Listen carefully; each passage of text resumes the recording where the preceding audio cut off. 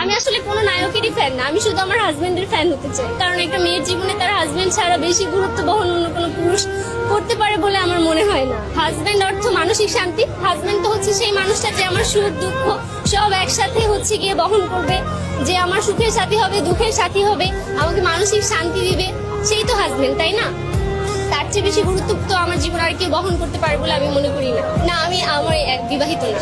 আসলে হাজবেন্ডের সাথে আসলে অর্থের কোনো সম্পর্ক নাই, আমি এটা মনে করি। আর হাজবেন্ড পুরোপুরি ভাবে আমাকে সাপোর্ট দিতে আমার জীবনে তাকে প্রয়োজন। আর সেই সাপোর্টটা কখনোই ফাইন্যান্সিয়াল হবে না, সেটা অবশ্যই হবে আমার মানসিক শান্তি বা মানসিক সাপোর্ট।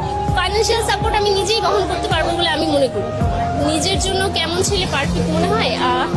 মনে হয় যে আমাকে মানসিক শান্তি দেবে সেই পারফেক্ট আমার জন্য। তাকে অবশ্যই স্ট্রাগলিং হতে হবে। স্ট্রাগলিং বলতে বোঝাচ্ছি যে আসলে কষ্ট করে জীবনে উপরে উঠবে, আমি এরকম ছেলে পছন্দ করি। তো আমি ব্যক্তিগতভাবে বিজনেসটাকে বেশি প্রায়োরিটি দিয়ে চাকরি চাই। তার মাসিক ইনকাম না থাকলেও কোনো অসুবিধা নেই, কারণ হচ্ছে টাকার জন্য তো আমি আসলে বিয়ে করবো না ডেফিনেটলি।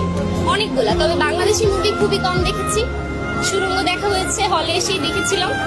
আর দেখা হয়েছে এই তো দাগে দেখতে আসলাম। বরবাদ দেখা হয়নি আসলে। আফরান নিশোর আগে সিনেমা আমি দেখেছি, কিন্তু শাকিব খানের সিনেমা ওভাবে আমার দেখা হয়নি, তাই আমি আসলে বরবাদ দেখতে আসিনি। আমি সুরঙ্গ দেখেছিলাম, ওনার অভিনয় আমার বেশ ভালো লেগেছে, তাই আমি দাগেই পিক করেছি।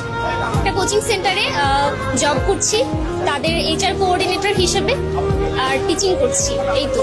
আমার নাম জান্নাতুল ফেরদৌস তানহা।